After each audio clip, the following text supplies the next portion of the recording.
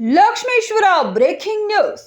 Lakshmeshwar police ಠಾಣೆ ಪೊಲೀಸರಿಂದ ಭರ್ಜರಿ ಕಾರ್ಯಾಚರಣೆ. ಲಕ್ಷ್ಮೇಶ್ವರ ಬಸ್ ನಿಲ್ದಾಣದಲ್ಲಿ ಪ್ರತ್ಯೇಕ 2 ಪ್ರಕರಣಗಳಲ್ಲಿ ಕಳ್ಳತನವಾಗಿದ್ದ ಒಂದು ಪ್ರಕರಣಕ್ಕೆ ಸಂಬಂಧಿಸಿದಂತೆ ಶಿಗ್ಲಿ ಗ್ರಾಮದ ಮಹಿಳೆಯೊಬ್ಬಳ ವೆನಿಟಿ ಬ್ಯಾಗ್ನಲ್ಲಿದ್ದ 90,000 ರೂಪಾಯಿ, 15 ಗ್ರಾಂ ತೂಕದ ಬಂಗಾರದ ನೆಕ್ಲೆಸ್. ಎರಡನೇ ಪ್ರಕರಣ ಸಂಬಂಧಿಸಿದಂತೆ ಬಸ್ ನಿಲ್ದಾಣದಲ್ಲಿ ಮಹಿಳೆಯೊಬ್ಬಳ ಕೈಚೀಲದಲ್ಲಿದ್ದ 90,000 ರೂಪಾಯಿ ಕಿಮ್ಮತ್ತಿನ 15 ಗ್ರಾಂ ತೂಕದ ಬಂಗಾರದ ಚೈನ್ ಕಳ್ಳತನವಾದ ಬಗ್ಗೆ ಪ್ರಕರಣಗಳು ದಾಖಲಾಗಿದ್ದವು.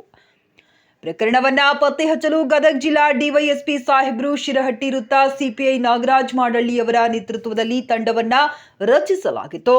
ಪ್ರಕರಣವನ್ನ ಬೆನ್ನು ಹತ್ತಿದ ಲಕ್ಷ್ಮೇಶ್ವರ ಪೊಲೀಸ್ ಠಾಣೆ PSI Nagaraj Gadar, crime PSI TK Rathod, ASI NA ಮೌಲ್ವಿಯವರ ತಂಡ ಭರ್ಜರಿ ಕಾರ್ಯಾಚರಣೆ ನಡೆಸಿದ ತಂಡ ಸಮೀರ್ ಶೇಖ್ ತಂದೆ ಅಮರ್ ಶೇಖ್ 26 ವರ್ಷ ಮತ್ತು ಅಶೋಕ್ ಕಾಳೆ 41 ವರ್ಷದ ಮಹಾರಾಷ್ಟ್ರ ಮೂಲದ ಕಳ್ಳರನ್ನು ಪತ್ತೆ ಹಚ್ಚುವಲ್ಲಿ ಯಶಸ್ವಿಯಾಗಿದ್ದಾರೆ.